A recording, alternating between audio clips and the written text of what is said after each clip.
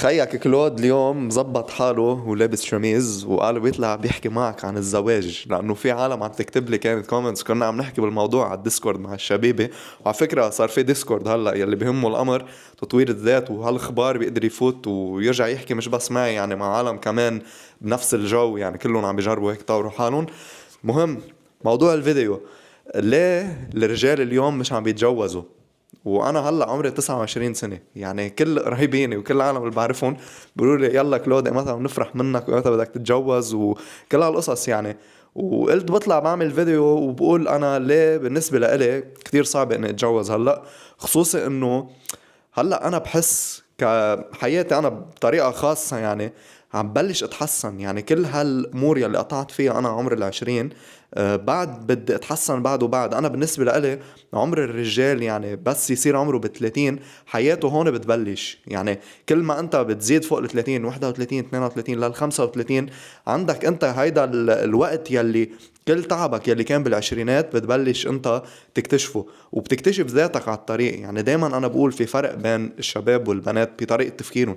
يعني البنت على 18 19 على 20 دايما اوعى وافهم من الشاب، لانه الشاب بيكون ضايع، ما بيكون عارف حاطط اجريه على الارض. يعني انا بالنسبه لإلي كنت انسان كليا مختلف بس كنت بالعشرينات، وبتوقع نفس الشيء لما اصير بالثلاثينات بس لنحو الافضل. يعني هلا بس اطلع على شكلي كيف كنت من قبل وقارن انا هلا في كتير امور بعارض نفسي عليها كليا. ومش عم بقول انه ما بدي اتجوز او عم بلوم النسوان مثل ما كتير شباب بيعملوا، بيقولوا لك ما النسوان فلتانين وما بقدر انا الاقي مرة مناسبة وهيك. بالنهاية انت عم تهرب من المسؤولية، لانه هيدا مش الواقع، مش كل البنات هيك. انت اذا بتفتح السوشيال ميديا ايه حسب انت شو عم بتشوف، يعني محتوى كمان بصير بيطلع لك. بس انت اذا حط براسك انه انا ما بدي اتجوز لانه كل النسوان ما بيسووا، انت اللي ما بتسوى حبيبي. انت لازم تطور حالك، لازم تكتشف حالك.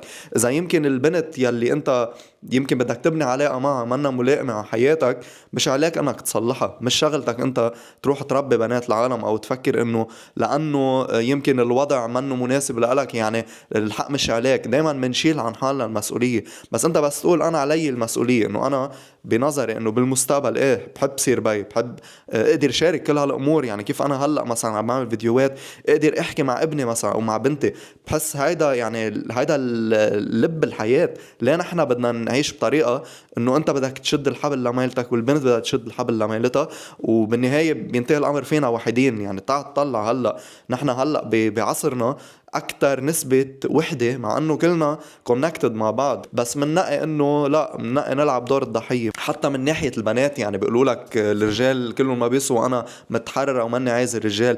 انه هيدي النظرة اصلا يلي موجودة بالمجتمع كلها غلط بغلط. وانا صراحة ومني وبحياتي بس شوف غلط بعد ببرم ظهري، لانه انا كتير بحافظ على سلامي. برجع وبقول لك انا ماني ضد فكرة الزواج، بس انا ضد فكرة انك تتأثر بالمجتمع تبعك او بشو عم بيقولوا لك اهلك او شو عم بيقولوا لك رفقاتك، او يحسسوك انك غلط لانه انت ما عم تعمل هالشغله، او تصير تطلع انت برفقاتك او الناس اللي بتعرفهم وتشوفهم كلهم عم يتجوزوا وتفكر انت انه الزواج هو الهدف تبعك كرجال. انت هلا كرجال عمر ال30 منك بحاجه لهالمسؤوليه. البنت لما يصير عمرها ب30، واذا بتنتبه انت لهالشغله في كتير بنات بس يوصلوا على 30 بيقولوا لك انا بدي اتجوز، انا هلا بلشت بدي استقر. والبنت كتير بهمها انها تصير ام، كتير بهمها انها تقدر تربي الاولاد. وقد ما المجتمع هلا بيقول لك انه لا في بنات مش هيك بطبيعة الإنسان، وأنت ما فيك تحكي عكس طبيعة الإنسان. يعني أنا هلأ إذا بيجي بتطلع حياتي، الزواج بالنسبة لإلي هو الاستقرار.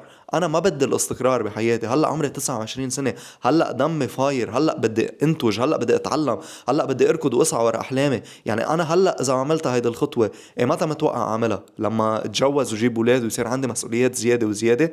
هلأ أنا بقدر إني فوت بالخطر، هلأ قادر أنا أسهر الليالي، هلأ أنا قادر نام بلا عشاء، أنا هلأ قادر أطلع بجزداني ويمكن ما لاقي مصاري بقلبه وما بتأثر. بس تخيل انت بنفس الحالة ويكون عندك مسؤوليات، يكون عندك اولاد، يكون عندك مسؤولية اكتر، انه بدك تهتم بولادك، بدك تهتم بمرتك. وبعرف هلا كتير ناس بيقولوا لك المرة منا ناطرة انك تهتم فيها، بس خي انا بالنسبة لإلي وبعقليتي بدي اكون على قد الحمل. انا لاكون رجال صالح ولاكون انسان نافع لإلي ولعائلتي بدي اكون على القليلة قادر امن عائلتي اقتصاديا. يلي هيدا الشيء انا قادر اعمل جزء منه هلا بس مش 100%. يعني قبل ما اقدر انا اعملها 100% للشغله ويكون عندي هالنظره لحالي كزوج صالح وكأب صالح، ما بتخيل حالي عم بتجوز اتجوز. وما في شيء بيجبرني اني اتجوز لانه مني بنت انا، يعني على 30 مش رح اتاثر، مش رح اقول لك انا بطلت اقدر احبل بدي اروح اتجوز، ما عندي اياها بيولوجيا.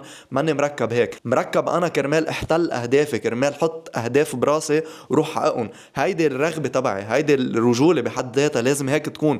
مش انه عم بحكي تعظم بحالي، بس انت تكبر بالعمر وتفكر انه الزواج هو حج الخلاص تبعك، هون بتفشل. انت عليك انك تكتشف ذاتك، عليك انك تعرف انت شو بتحب تحقق بالحياة وتروح تسعى كرمالهم. وبس تسعى ورا اهدافك وبس تنال الاهداف يلي بدك اياهم، او على القليلة تصير تحوم حواليهم لهالاهداف، تلقائيا كله بيفتح بوجهك. مجرد انك عم تشتغل على حالك البنات بيصيروا بدهم يحكوا معك، بتبطل انت بخانق انه انا عم بجرب برهن حالي للبنت. بالعكس بدها تصير هي جزء من حياتك لانك انت مؤسس حالك. وهيدي النقطة يلي كتير رجال بيفقدوها، كتير رجال ما عندهم اياها. بصير هو عمره بال30، بصير عمره بال35، بهروا شعراته، بيكون هامل جسمه، بيطلع اول بنت بتحكي معه او بتطلع عليه بيروح بيتجوزها. انا ما بدي استقر خي، البنت بدها تستقر ايه، بس انا هلا بالنسبه لإلي الاستقرار يعني كانه حدا لقطني بزلعومه وخنقني. بدي ضلني قادر انا اعيش بهيدي الحريه اللي عندي اياها طالما انا شاب، طالما انا هلا عم بسعى ورا الامور يلي بدي اشتغلها، هلا انا عم بترقى بشغلي، هلا انا عم بسعى ورا احلامي، هلا انا عم بقدر اني خوض كل هالتحديات مع حالي. بدك تقلي انه اذا كنت انا هلا مجوز، اذا كان عندي مسؤوليات ولاد وعائله وكل هالامور، رح كون قادر احط 100% جهد على نفسي؟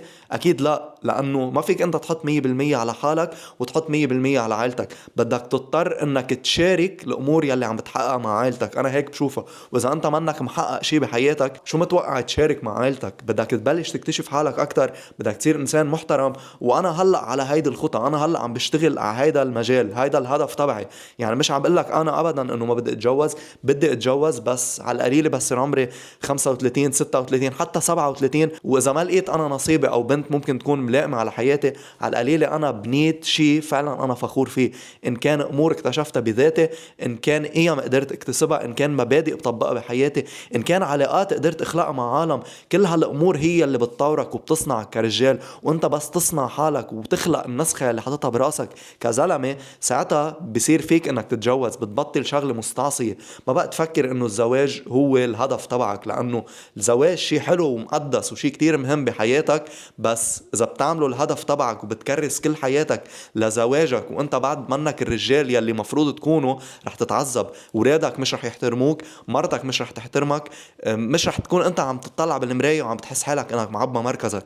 فكيف هيك؟ كيف انت بدك تقود عائلتك اذا انت منك قائد حياتك؟ وانا بعد مني 100% قائد بحياتي، كرمال هيك عم بعمل هذا الفيديو وعم بقول انه انا مش رح اتجوز قبل ما 100% حط اصبع على جرح بحياتي من كل النواحي، من الناحية الاقتصادية، من الناحية النفسية، من الناحية التفكيرية، من طريقة حياتي انا. يعني بس انا اخلق الشخص يلي انا بدي كونه، ساعتها بتجوز. وهيدا كل شيء حبيت شاركه انا بهيدا الفيديو معك. شو ما عندك برجع وبقول لك فيك تفوت على الديسكورد كمان تشارك افكارك. دايما بنفتح هيك مواضيع يعني مع الشبيبه، وهلا بلشنا نكبر يعني شوي شوي. واكيد اشترك بالشانل لانه هذا الشيء بيساعد الفيديو يوصل ان شاء الله لشاب كمان بيقدر يفكر بهالطريقه. فهاك الشيء كنت بدي اقوله. بشوفك فيديو تاني، باي.